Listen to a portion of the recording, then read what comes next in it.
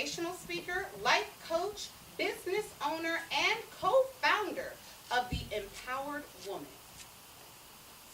The Empowered Woman movement. Because this isn't just an event, it's a movement.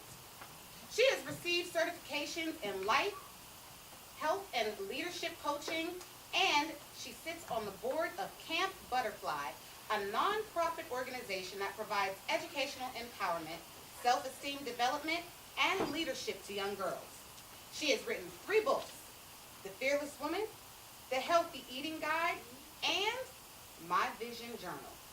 She is the author of the Fearless Woman Society, an educational empowerment company that provides holistic personal development resources to the co-founder of, and is the co-founder of Vegan Essentials, a wellness business focused on detoxing and plant-based living.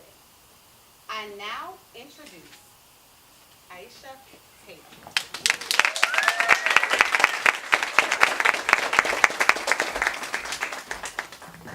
First and foremost, I would like to acknowledge God. Thank you, God, for this opportunity to have us all gathered here today. I'm truly, truly grateful that you guys decided to join us. Empowered women. I have only one intention with what I'm going to say today, and that is to add fuel to the fire that is already burning inside all of us. We all have at the very core of our being an urge and a yearning to become the greatest and best version of who we truly are. We all have goals and dreams and aspirations, things that we want to bring out into the world. We are told in the scriptures, let your light shine before men, so that those men who see will give glory to God. They'll see and be inspired by what you do, and they too will be on their path to greatness. But why is it that most of us are afraid to let our light shine? Why is it that most people go to the grave with their dreams still in them? I believe it has to do with fear. Being fearful of your true capabilities, being afraid to really truly own your authentic power, and not being committed and clear on what your purpose is in life. I know some of us today may be wondering what our purpose is. And that purpose, all of us have the exact same purpose. And that purpose is to serve God with our minds, our bodies, our spirits, our thoughts, our habits, our beliefs. Everything we do should be in submission to the will of God. And it's also to utilize the talents and skills that He's given us to add value to humanity. What I believe as empowered women, that it's important that we align with our purpose. It's important that we take complete ownership of our true passion and we rise up to be great. What I'd like to say today is the devil is busy. He is very skilled and crafty at what he does. So what he does is he plants these disempowering beliefs within our minds. And so we begin to believe the lies of our enemy instead of what God has told us. God gave us a spirit of power and not of fear. And if we are truly made in His image, then we must know that we are capable to do, be, and have whatever he has for us. Now, what I would like for us all to do as empowered women, and I know you guys know all about the power of affirmations, right? About speaking things into existence and about speaking life over yourselves, over your families, over the community. So I would like you all to rise to your feet. I would like you all to join me in saying a few affirmations today as we get started on our journey to excellence. I am worthy. I am worthy. I am capable. I am capable. I am courageous. I am courageous. I am destined for greatness. I am destined for greatness. I love myself. I love myself. I believe in myself. I believe in myself. And I honor the purpose for which I was called to fulfill. And I honor the purpose for which I was called to fulfill. Now I want you to turn to the ladies next to you and tell them to be fearless. Be fearless. Be fearless.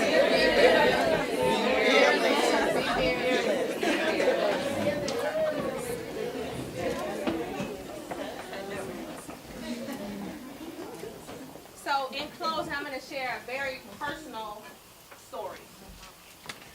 One that I have not shared with anybody. In January 2014, my dear mother, my best friend, my rock, was diagnosed with a very extremely rare form of cancer. Cancer is so rare that it affects only 1% of the world population. I want you to let that sink in. My mom was a part of that 1%. And when she found out she had cancer, my mom was still going for her dreams. You know, ever since she was a child, she wanted to be an actress. That's all she ever dreamed of. But life kind of got in the way. And as she pursued her dreams, one day she's sitting on the couch and she puts my hand on her stomach and she says, Aisha, I feel something. And so I said, well, Mom, let's go get it checked out. So we go to the doctor, she gets a scan. Not only does she have one tumor, she now has 6. The cancer has spread and metastasis. So my mom goes to get a second opinion.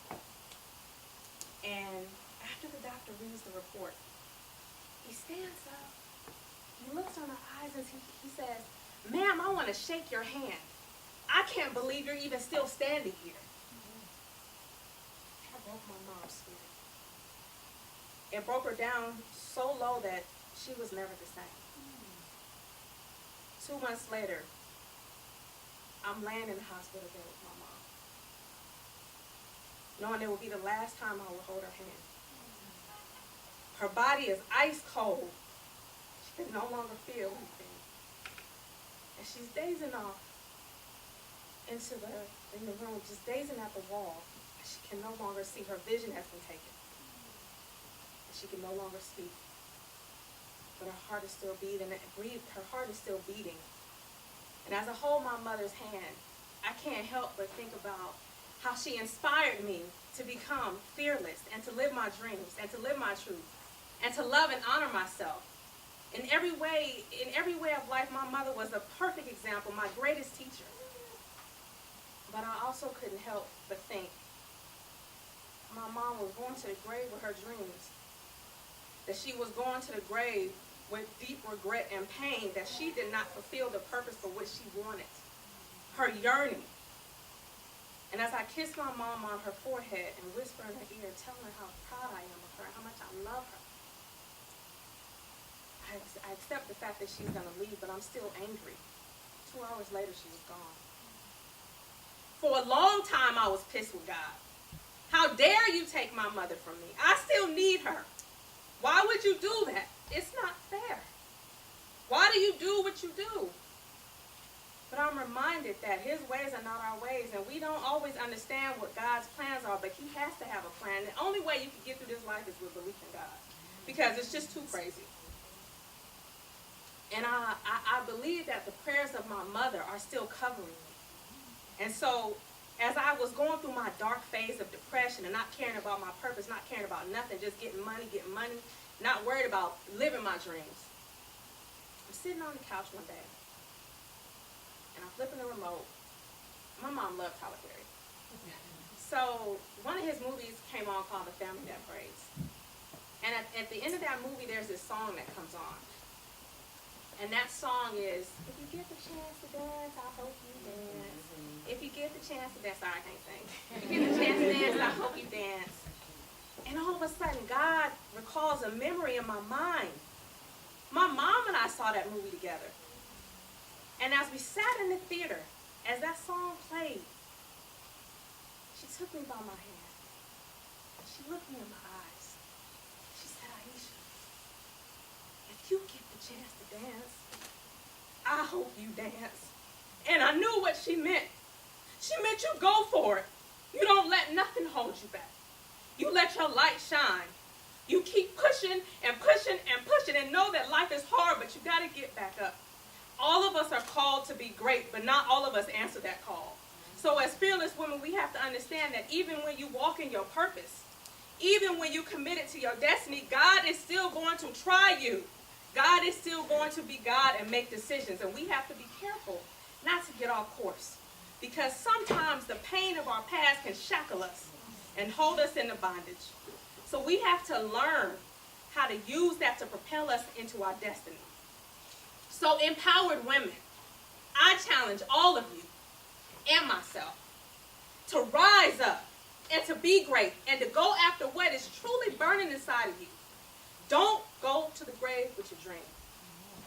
In the words of my mother, if y'all get the chance to dance, I hope you dance. Let's dance, man.